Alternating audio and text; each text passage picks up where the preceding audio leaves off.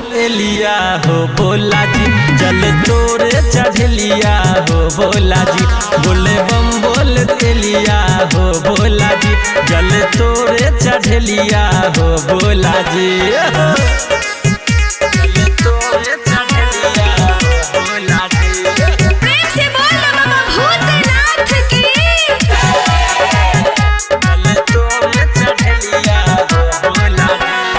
कठिन छपा नगरिया चली एलिया सुइया पहरिया।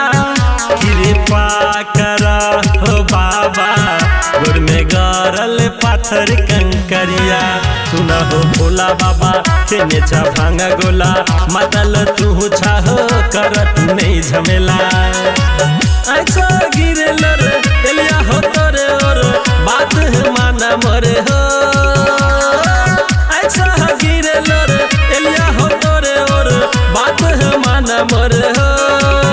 बोले बम बोल तेलिया हो भोला जी, जल तोरे चढ़लिया हो भोला जी।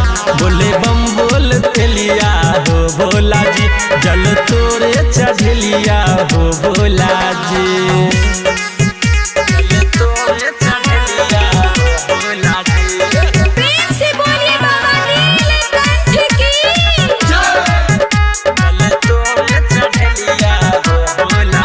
सब शौक से हमता गेला बाबा ने कोनो भेला।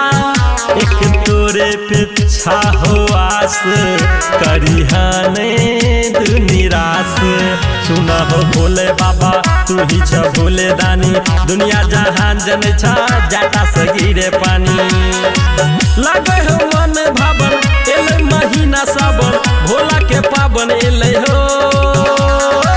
लगे हो मन भावन एले महीना सावन, भोला के पावन एले हो।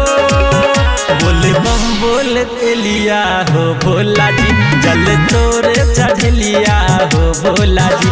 बोले बम बोल तेलिया हो भोला जी, जल तोरे चढ़लिया हो भोला जी।